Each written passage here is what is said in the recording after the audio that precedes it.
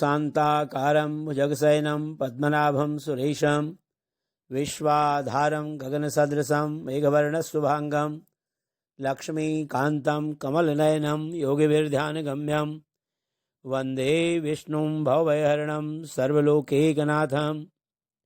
प्रिय मित्रों,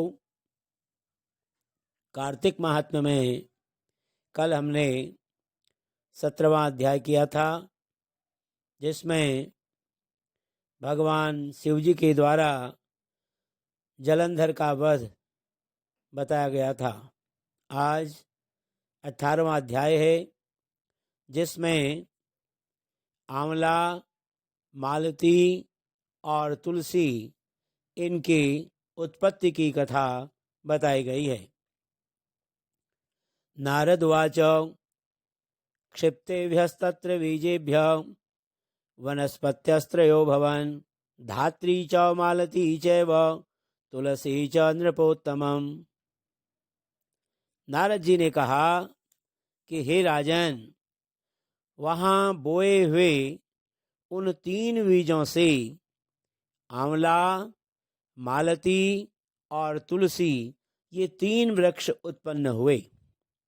सरस्वती के दत्त बीज से रजोगुण वाला आंवला, लक्ष्मी द्वारा प्रदत्त बीज से सतोगुण वाली मालती और गौरी के बीज से तमोगुण वाली तुलसी उत्पन्न हुई। स्त्री रूप धारण किए हुए 3 वृक्षों को देखकर वृंदा के रूप में मोहित विष्णु भ्रम से उठ खड़े हुए। कुछ कामासक्त चित्त से विष्णु भगवान ने प्रेम से उनकी ओर देखा और तुलसी तथा धात्री ने भी अनुराग पूर्वक विष्णु भगवान को देखा, और जो बीज पूर्व ही में लक्ष्मी द्वारा ईर्ष्या से दिया गया था, इसी कारण उसमें ईर्ष्या करने वाली स्त्री मालती उत्पन्न हुई। लक्ष्मी के बीज से जायमान विष्णु से ईर्ष्या के कारण मालती बर्बरी इस नाम से प्रसिद्ध हुई, और धात्री तथा तुलसी विष्णु में अनुराग रखने से उनके प्रीति का कारण हुई। विष्णु भगवान उस दुख को भूलकर धात्री तथा तुलसी के साथ प्रसन्न होकर सब देवताओं से नमस्कृत होते हुए अपने वैकुंठ धाम को चले गए। इसी कारण कार्तिक के उद्यापन में तुलसी के जड़ में विष्णु की पूजा की जाती है।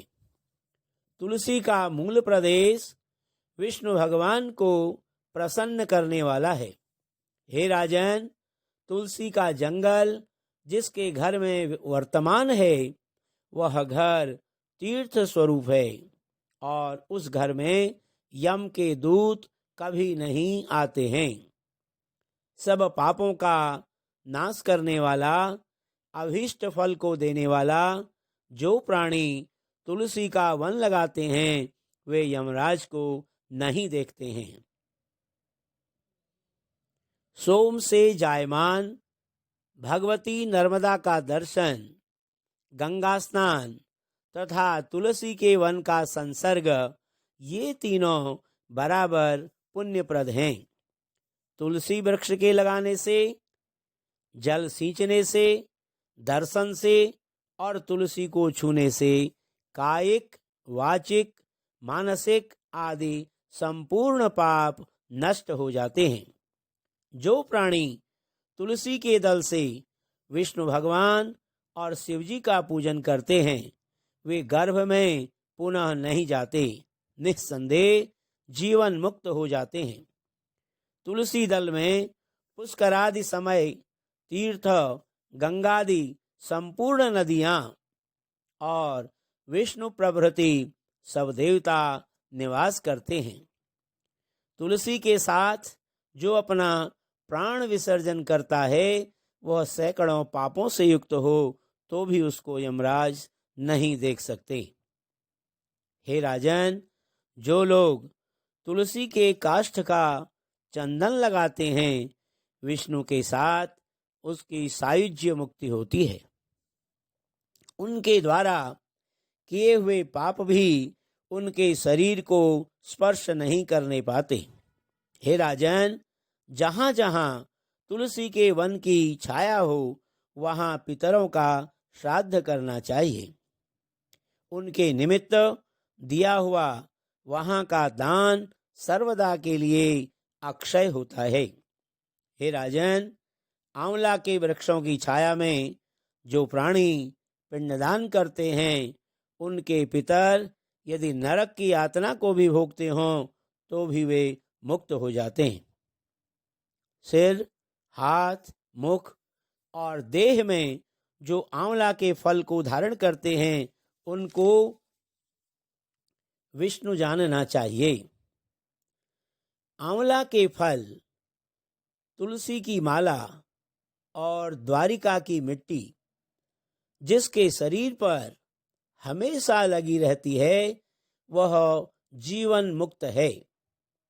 आंवला और तुलसी दलों को जल में मिलाकर जो प्राणी स्नान करते हैं, उनको गंगा स्नान का फल प्राप्त होता है। जो मनुष्य आंवले के पत्ते और फलों से देवता का पूजन करते हैं, उनको स्वर्णमणि और मोतियों के समूह द्वारा पूजन का फल प्राप्त होता है। कार्तिक मास में सब तीर्थ, ऋषि, देवता और सब यज्ञ जब सूर्य तुला राशि में रहे, तब आंवले के वृक्ष में वास करते हैं। जो मनुष्य द्वादशी तिथि को तुलसी का दल और कार्तिक में आंवले का पत्ता तोड़ता है, वह रौरव नरक में वास करता है।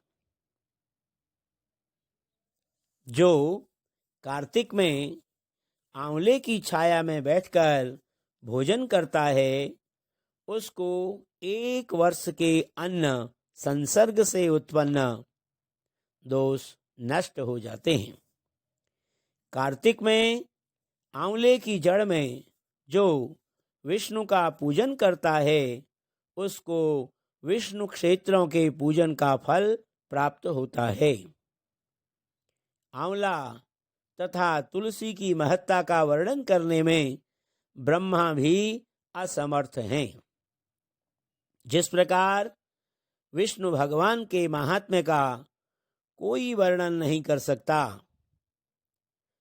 आंवला तथा तुलसी की उत्पत्ति कथा को जो मनुष्य स्वयं सुनता है और औरों को सुनाता है, वह सब पापों से मुक्त होकर अग्रिम विमान पर चढ़कर अपने पूर्वजों के साथ स्वर्ग को प्राप्त होता है।